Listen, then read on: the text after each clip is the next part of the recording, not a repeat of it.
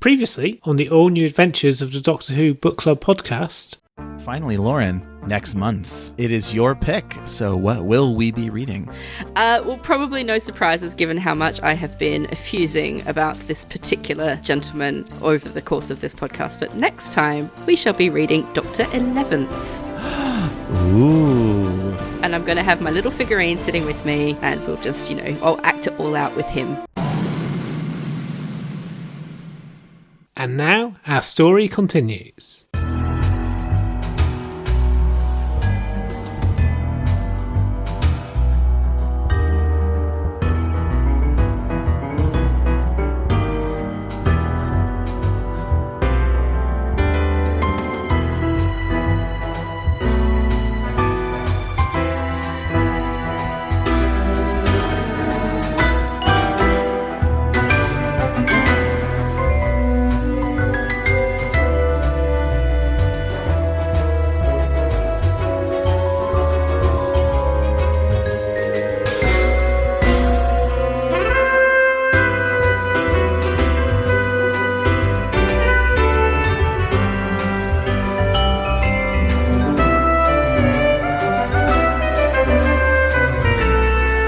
Welcome to the all-new adventures of the Doctor Who Book Club podcast. This is Matt in Minnesota. And Lauren in South London.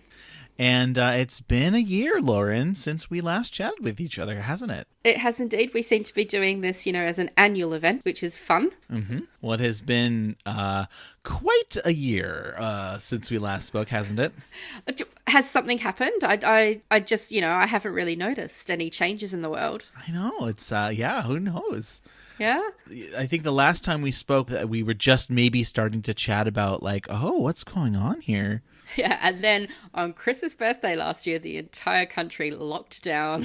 Happy birthday, Chris. Happy birthday, Chris. We are actually coming up to the first anniversary of the first of the lockdowns in the UK. We, of course, are in lockdown 3, I think. We've had a few different goes at it because we can't quite get it right. Yep. But, this time around it is a bit different. They are rolling out vaccines. I've had the vaccine. I am half vaccinated myself. I've got the first shot and I have my second one in 6 days. So, that's very exciting. Oh, of course. The Americans actually prioritized teachers, didn't they? Yes, they did. And I was hoping to get mine earlier than I did. But yes, they did roll them out to educators earlier than most. Though I do start with full in-class, 30 kids in my room situation in about 5 days. So that's the trade-off. Yikes. How are you feeling about that? You geared up? You ready to go? I bought some N95s. We're going to be extra diligent for those first couple weeks, but being in a small room with 30 teenagers is definitely a little bit like my alarms are going to be going off. So a bit like the cloister bell will be ringing, to use a Doctor Whoism.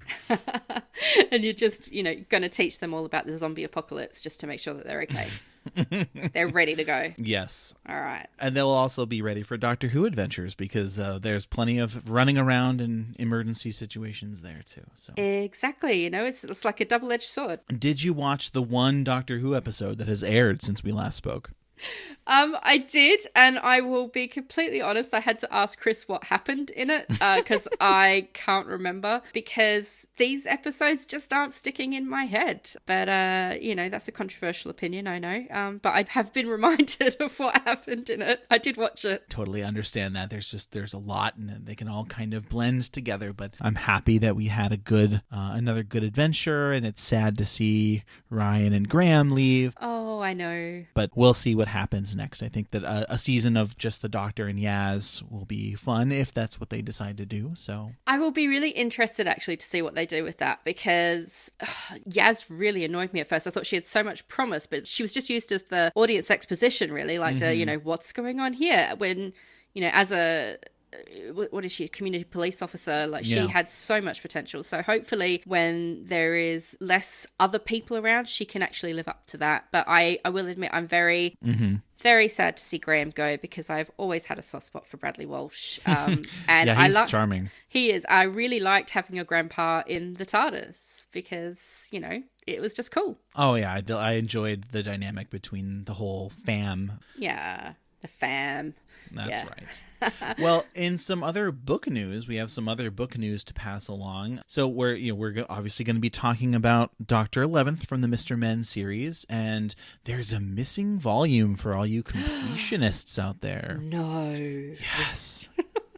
And as I've been told by others, having your collection be complete is the most important thing. Oh, absolutely. You don't want to, rile up fandom by telling them that they're missing something. They will have to go and get it straight away. Yes. But this one is a special holiday-flavored book, I understand. Yes, it looks like it's a 10th Doctor Christmas edition book that is different from the regular Doctor 10th adventure that was originally featured in the Mr. Men series, and it's called Christmas Surprise. Oh, so I'm sure that people will now be rushing online to see where they can get a copy of that. Yes, and it's very seasonally appropriate right now, too.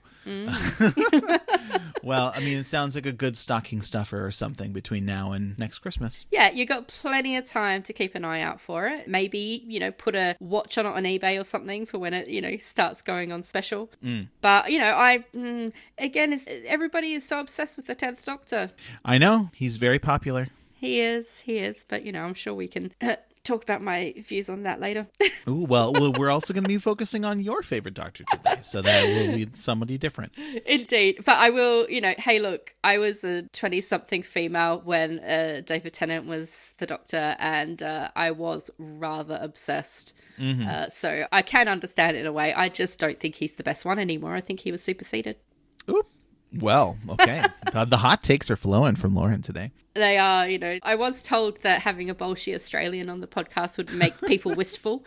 So I'm trying to live up to that. Yes. Well, do you want to move on to show and tell? Yes, we can. And I believe I went first last time, Matt. So you can go first this time. Yes. So last spring or early summer, over in the States here, we have a subscription to the BritBox service, which has all the Doctor Who classic episodes on there, but it has all these other BBC programs and British shows.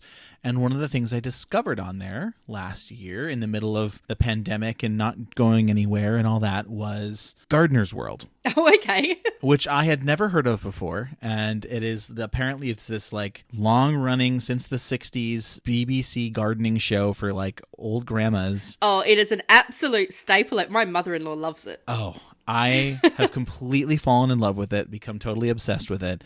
Over the last year, I've watched 2 full seasons of it, and Monty and his calm gardening has gotten me through this pandemic. Does he still have the dog, or did the dog? I think the dog died, didn't he? So he had Nigel, who is the older golden retriever, and he had Nellie, who's a younger golden retriever, and now he also has Patty, who's this little tiny little lap dog.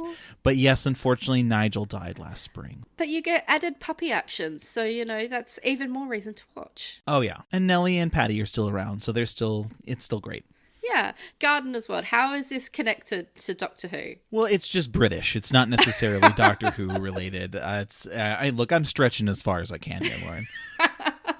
Probably not quite as far as I'm going to stretch it. But though, I do wonder. I wonder if the TARDIS has a gardening room in it somewhere. Oh, I'm sure it does. Surely It must. Sure. Didn't Amy get stuck in a garden? Oh no, that wasn't in the TARDIS. That was somewhere else. Yeah, guys. See, this is the thing. My Doctor Who brain is not quite as capable as my other halves. Well, yes, same. Well, Lauren, what's your show and tell item? So, something else I have been obsessed with recently, given the amount of TV we've been watching during lockdown, has actually been Discovery of Witches, which is a TV show that was shown on Sky over here. I can't remember the channel it was shown on over in the States. But you might go, what the hell, witches and vampires, what's that got to do with anything? Yeah. Well, it's based on a book by Deborah Harkness, so there's a slight bell ringing there for you. Of course, we have Harknesses in Doctor Who, but more than that, it's a Bad Wolf production. Oh. So it's put on by, it's produced by the people who did the RTD era. Yes. But more than that, it features Alex Kingston. Oh. Of course, we know her and love her as River Song. Yes. She plays the aunt of the protagonist, and as an aside, the actress who plays the protagonist, Teresa Palmer, is from my hometown, so yay for her. All right. But let's continue the Doctor Who references and links between Doctor Who and Discovery of Witches. And young Chris has sent me a list of these to make sure I get them right. Oh my, okay. because he was going to use this at one point, and then I was like, no, I need something. Yeah. So Sarah Dollard, who wrote Thin Ice and Fear the Raven, which was the Clara Sad Times, she is a writer. Pete McTighe, who wrote Kablam, is also involved in the production. Alice Troughton, who directed Midnight and the Doctor's Daughter and various Sarah Jane and Torchwood episodes, has directed episodes. And Jane Tranter and Julie Gardner, who are RTD era executive producers, are also involved. Oh, yes. So if you're really, really missing the production aesthetics of RTD era Doctor Who, I suggest you go off and watch Discovery of Witches. Not just for that, but because it is an awesome, awesome show. And also Matthew Good as a vampire. So, I mean, what more could you ask for? Well, that all sounds fantastic of you if you're a Who fan. And I would certainly say your show and tell is more relevant than mine. So, Hey, look, this was a last minute remembrance of mine. that was fantastic. I was like, what am I going to use? Oh my God. I very nearly spent my afternoon watching His House, which is a horror movie currently on Netflix, which features Matt Smith. But then I remembered that your normal programmer did not use Discovery of Witches in the last episode, so I stole it from him so he couldn't use it again, which I think is fair because it was me that wanted to watch the show anyway. Well, so that's fantastic. I'm very that's a really good connection, and even I recognize some of those producer names that you mentioned. So, Oh yeah, I didn't. But like I say, he kept getting very excited every time he saw Bad Wolf come up on the telly. And yes. when it would say directed by blah, he'd go, oh, she did or he did X episode in this year. And I'd be like, sure they did. And I would ignore it. But it came in handy about 5 minutes ago. Well, that's wonderful. Are we ready to move on to Dr. 11th and start talking about our book for this month? We should, and I have my Dr. 11th Mr. Man figurine sitting in front of the microphone. Oh. I took him out of his box. I think fanboys around the world are screaming at me right now, but I wanted to be able to, have him in front of me. So he's there. He's out of his box. Well, last time we talked about Dr. 12th, I believe, was the one that we did last time. Yeah, it was Missy in that era. That's right. And so we introduced Adam Hargreaves, who's the son of the original author Roger Hargreaves, who did, the original Mr. Men series. So if you're interested to learn more about the authorship, you can go back and listen to the previous April episode from last year. This time, we're going to be reading Dr. 11th, which of course features the 11th Doctor, Matt Smith, and River's song. So right off the bat, I kind of thought to myself, we have nice River and the 11th Doctor's story, but Amy and Rory are nowhere to be seen. Nor is Clara. Yeah. So that raises some questions as to when exactly this is set in the timeline and where Amy or Rory or whoever else is. I don't know. We've got to assume it's set after the Pandorica because of the big denouement. Ah, yes, of course. But yeah, apart from that, who knows? Maybe they just, went off on a little honeymoon, maybe? Yes, that's very plausible. Or just a date, which of course turns into a danger date. Indeed. It's a little lover's adventure. We have some clues from the TARDIS interior that it's maybe set during Series 7, but again, very hard to tell. And, the details on these Hargreaves books are, sometimes a little scant. Yeah, I think that we need to remember that the target audience isn't necessarily going to be looking at the features of the TARDIS. So I don't think it quite matters to them. But that said, it is important to know in terms of canon. So I'm sure someone, perhaps a listener out there, will be able to analyse the details in this book and email in or send a tweet to the show to let us know when they think it's set. Absolutely. All right, well, let's go ahead and dig into Dr. 11th by Adam Hargreaves. Awesome. So right at the start, we see the Doctor and he's having tea with River, and he has forgotten something. He's left something behind after a particularly dangerous day. And I just thought that was very 11th Doctor to forget something vital. Oh, 100%. And you can see the hair is on point as well, so that's important. Mm-hmm. And he does the poor little thing. I just feel sorry for him. Look, and you can see River's just frustrated, isn't she? She's just like, oh God, not again. She has some great face in this book. She just has all kinds of fun expressions throughout this whole little picture book. I also, kind of on that note, on the next page, I wanted to note, I love River's boots in this. Oh, they are brilliant. Fantastic. And I also, of course, appreciate that the Doctor has his little bow tie on. He does. I think we need to call out the fashion in this episode. It's very, very good. Mm-hmm.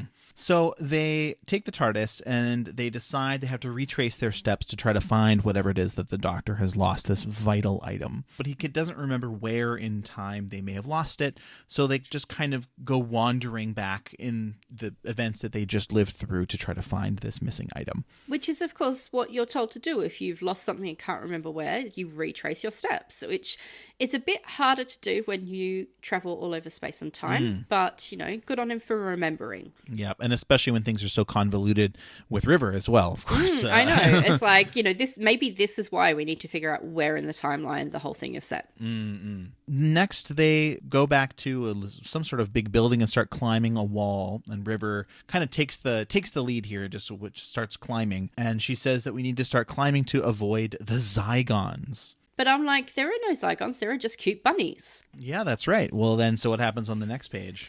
Oh my God, the cute bunnies are actually Zygons. Dun, dun, dun. Oh. I do appreciate that if you look at the bunnies on that page very closely, they have kind of malevolent glares. They do, but also it's just bunny face. Like, we have a bunny. Bunnies always look like they're up to something.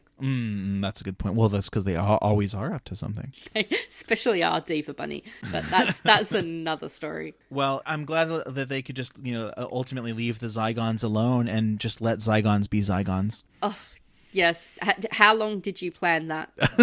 I didn't have it written down or anything. It just came to you.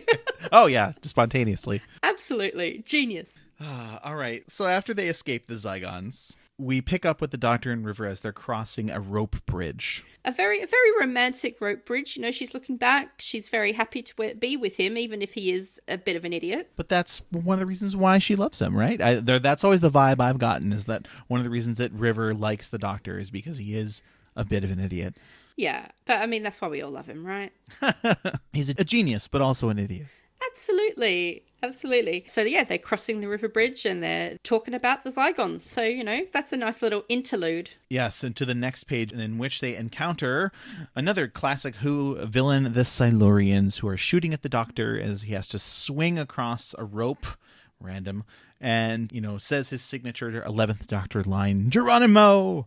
And tries to keep up with River, who laughs and says, I don't know how you'd ever get along without me, which feels like a really River line. It really does. And I think, obviously we'll get to this later, but, this is all very, very on character. Oh, very much so, yes. I think that it's one of the strengths of this book, I think, overall, is they do a good job of capturing the character of both River and the Doctor. Absolutely. Speaking of which, over on the next page, our lovable idiot falls through the roof. That's right. As you do. And River seems quite pleased with herself at this, sort of a smug, like, I told you so kind of thing. Yeah, but again, that's very River, so... Exactly. But he's very worried. He's falling through the jigsaw puzzle bits of the roof, which is good to see. and yeah, River is very much saying, I told you so. So they fall into this temple, which indeterminate culture or planet or whatever that, and they're in this temple, and all of a sudden there's the weeping angels. Oh no, not the angels! Yes. And of course we have a nice little discussion about the word blink, as you would expect. Yes, what you're not supposed to do, of course, when you're around the angels. Indeed, and I love, again, drawing attention to the drawings. Mm-hmm. Their eyes are very clearly wide open. Yeah, I really appreciated that detail. They kind of, ooh. It's almost like you wanted to see their fingers holding their eyes open. There is that much detail. I did really appreciate on the second page with the weeping angels as they're backing away and making sure not to blink an eye, the line that says, one blink of an eye would have been enough to allow the statues to come alive and attack them, so there was no blinking of any eyes. Well, it's important to note when you are in the presence of weeping angels that there is no blinking of any eyes. Of any, not one. Not even metaphorical eyes. So I really appreciated that line. But of course we have to get away from the angels, otherwise, that's just going to take up the whole book. That's right. But this is the River and Dr. 11th, so they're not going to get out of it that easily. No. And so in the next couple pages, we go from classic Who villain to, like a very famous Doctor Who villain to snakes. Now this struck me as rather Indiana Jones. I wrote down the same thing. Might be showing our age there. But it's all a little bit Indiana Jones, this section. Yes, why'd it have to be snakes? Yes, I hate snakes. Snakes, damn snakes. But obviously River is very unhappy about the snakes, as you can see in her facial expression. Well, and this kind of River herself, her character she's kind of Indiana Jones-ish. I mean, beyond the snake comparison here, she's an archaeologist who's kind of a swashbuckler scamp. So it kind of fit. This is true. I have never considered that before. But you're right. Maybe this was a nod from Adam Hargreaves. I nearly said Roger. Adam Hargreaves. To say, hey, look, I get it. She's Indiana Jones. Yeah, so they make their way through the snake pit and eventually get out of the pit and then encounter yet another danger. And this actually leads us into our dramatic reading for the month. Yes, we have a very special guest reader this month, none other than published author and friend of the show, Dave Rudden. Please do check out his anthologies, 12 Angels Weeping and The Wintertime Paradox. But first, let's have a listen to him reading from Dr. 11th. I remember this cave, said the doctor. This is where we saw the giant spider. Now, what did we do next? We ran, shrieked River, spotting the giant spider lurking in a corner of the cave. And she and the doctor ran, and ran, and ran some more, as fast as their legs would carry them, which, as you might imagine when you are being chased by a giant spider, is very fast indeed. Thank you very much, Dave, for reading that. And again, you can check out Dave Rudden's Doctor Who books, as well as his Knights of the Borrowed Dark trilogy, wherever fine books are sold. All right, so we make it past the spider and, of course, run, run, run, which is a staple of all classic Who. And we find what it is that he had lost. Yes, and what is it, Lauren? It is his fez. Woo! Woo-hoo! That's right. The thing I noted about the fez was, obviously, it's, fantastic. His fez is very the 11th Doctor. But how many episodes in the series does he actually wear the fez? I get what you're saying there, but I think it is part of the iconic look. I mean, even looking at my Dr. 11th Mr. Man figurine thingamajiggy, he's wearing his bow tie and his fez. Mm-hmm. And even when he was the current Doctor and I took a certain podcast host to a Doctor Who experience and he dressed up as Dr. 11th, he had to wear the bow tie and fez. So I think even though he's not necessarily seen on screen with it a lot, yes, it's very much associated with him. That is very true. I wish that there had been more episodes where he actually wears his favorite hat. Absolutely, absolutely. Maybe it's a reason to get him back. Again, it's very Matt Smith Doctor, where, River gives him a hard time about, we went through all of that just to get a hat. And, it says, but it's my favorite hat, said the Doctor sheepishly. And I just thought that line and saying it sheepishly was, once again, very Matt Smith. Absolutely. You could definitely hear his voice saying that line. Yes. And then we're coming to the end of the story now. And they got back to the TARDIS, hat in hand or hat on head. And for the second time that day, they settle down to a cup of tea. And, of course, it can't be it because this is Dr. 11th and he is a little bit of a oddball and a bit forgetful. Yes. And how does he finish it up? Well, he once again can't find his hat and he says, where did I put my hat? River laughs at him and then says on the very last page, it's on your head, silly. Oh, silly Billy. Oh, those two. But it is such a lovely way to close that, I think. It is. It's very, like this entire book, very on character, very on point. Mm-hmm. Really, really, I get the feeling that maybe our writer also shares my love of Dr. 11th and River. Yes, I agree. And yeah, the relationship between those two is one of my favorite parts of this Matt Smith era. And, I really like River's character. So yeah, all's well that ends well. Indeed. So we need to give these things a rating, don't we? That's right, we do. Yes. So out of 10, just like the other hosts. Lauren, hang on a sec. There are other hosts. We don't talk about them. Oh, okay. It's the parallel universe. Yeah. So Lauren, go ahead and score Dr. 11th first. Okay. Well, I think from memory, I didn't particularly enjoy the last one, but this ticked pretty much all of my boxes, so I'm going to go ahead and give this one a 9. That's fantastic. Yeah, it was funny. When I first read it, I think I was leaning more towards an 8 out of 10. But I think after our discussion and talking about how well the books depicted both of the characters, I think I'm also going to give it a 9 out of 10. Fantastic. For me, the only thing that was missing was one of the other companions. I think that would have just, yeah. Yes, I thought the same thing. But that said, I love the contained date night story, as we have now dubbed it. Danger Date. Danger Date. This is the subtitle of this book from now on. Fantastic. Well, let's go ahead and get to listener feedback. Awesome.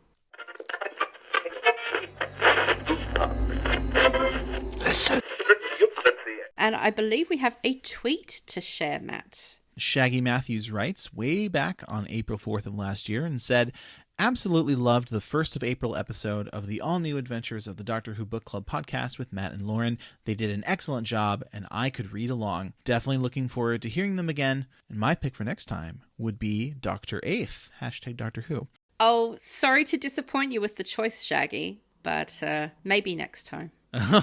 Well, I mean, we'll see. We'll see. We might still choose that one. But Lauren, anything on the Facebook side? No, Facebook has been a tad quiet, but please do search for the podcast on Facebook and make sure you interact with the Parallel Universe hosts whenever you can. They do love checking out what you've got to say about the place. Definitely. All right. Well, any other final thoughts or notes about Dr. 11th or about anything else going on with Doctor Who? No, I think that it's been a fairly lockdown Doctor Who year in that there hasn't been much going on. I'm sure as soon as there is stuff going on that the lovely other halves of your current hosts will tell you what's going on. And if you have your own speculation about what the future might hold, do contact the podcast on Twitter or Facebook, or email us at andwbcpodcast@gmail.com, and do leave a rating or review on your podcatcher of choice. Very good. So it's my book pick this time, and I was looking through all of the Mr. Men episodes and thinking about which Doctor I'd love to read more adventures of. And I thought back to the Doctor who only ever got one official on-screen story. Ooh. And this is partially inspired by our listener feedback. That's right. We are going to be reading Dr. Eighth next time. Interesting choice. Yep. All right. Well, until next time, this has been Matt in Minnesota. And Lauren in South London. Happy reading and stay safe out there.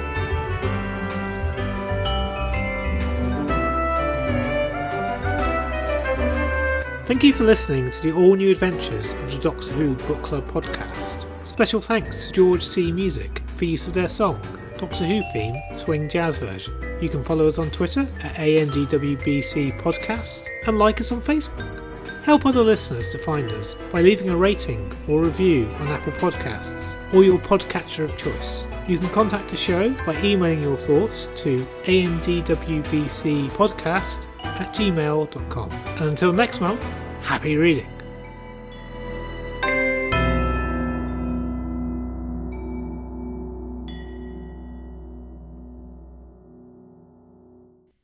Hello.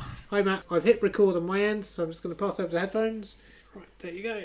Ah, hello. Hi, Lauren. Oh, you're not very loud. Hang on. I'm a lot deafer than Chris is. So yeah, we're kind of a combination of the notes that Matt and Chris provided, plus things that we can just talk to each other about. That's totally fine. What? We could talk off the cuff. That's the whole point. Oh my goodness. It's wonderful. It's the power. We could totally ruin their reputation. It's brilliant. I know. Who wants to sing the theme song? Sing the theme song. Oh dear. I'll get Chris to do it. Chris, come on, do your TARDIS impression. No, he's gone shy. All right, I think we're good to go. Oh, that's all right. I was looking for the book. I'd put my iPad on top of it. Okay. It's been that kind of day. Well, and it's a small enough tome that, it's easy to miss. Yeah, exactly. It took me all of 5 minutes to read it. First season where they're in the... I'm looking at Chris now. What's the name of the big machine? He's like... The Pandorica. Yes. So, let me do that again. I'm assuming that it was your Matt on the phone before. Yeah. You may not have heard me saying to Chris, do you want to warn them I'm in a bit of a mood? Good to know. And that's going to go in the Easter eggs at the end, isn't it? Yeah, awesome.